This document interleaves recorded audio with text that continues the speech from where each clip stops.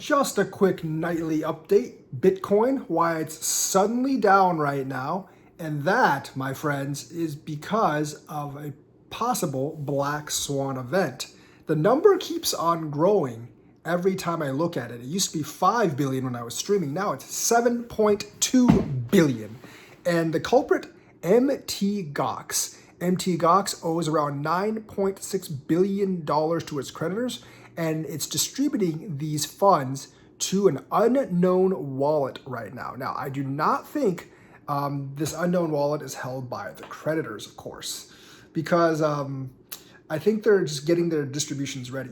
The deadline is Halloween, I believe, or October at least. So they have about 5 months to get the payments in, and they're probably starting to move right now. Now, 9.6 billion is a lot, but if it's distributed over 5 months, it may not be that much. However, sold all at once, it could definitely crash the price of Bitcoin.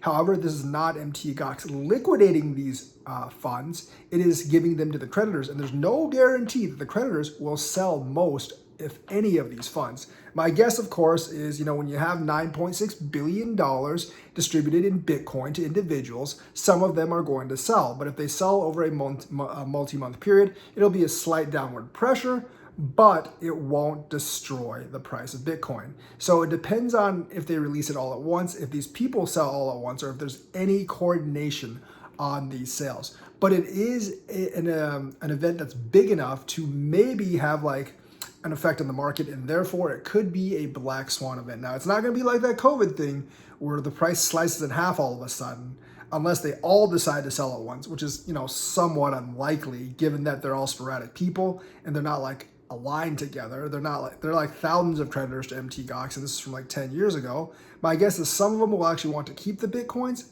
others will want to sell. How many keep, how many sell?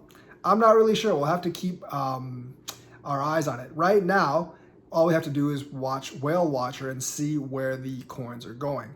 Now, I think people are acting out of fear of what might happen right now, not what has happened or what will happen.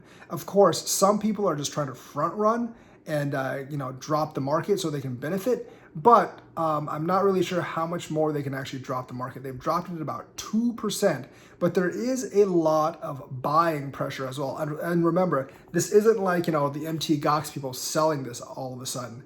It's basically them trying to frighten people into selling it right now based on the big number of Bitcoin sales that might be coming. Now, I'm not denying that Bitcoin sales might be coming, because you know what? They might be coming. I really don't know. I hope they're not coming, but they might be coming. And remember, these people have waited for 10 or 11 years with this Bitcoin in hand.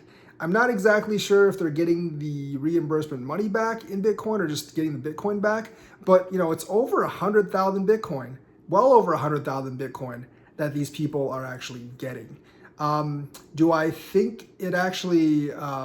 is it all the Bitcoin that was lost by MT Gox? I don't think so, because MT Gox was huge back then, and they represented 95% of the market, which, by the way, no exchange today is even close to doing. So they were gigantic back then before they fell apart.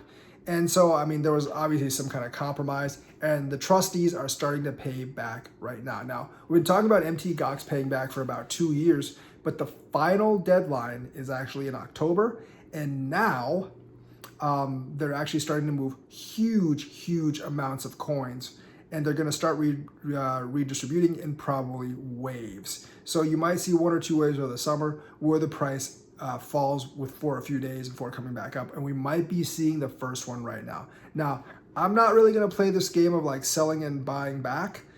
Even if I had all the coins right now, I wouldn't, because I feel selling and buying back is a little too risky at this point. You don't really know when they're going to stop.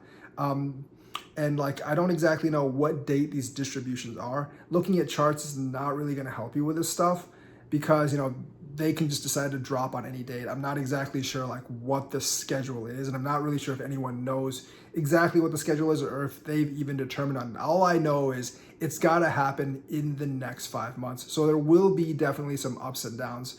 When some of these trustees sell, BlackRock, Fidelity, etc., they're probably going to buy some of them, but they're not going to be able to buy all of them, obviously.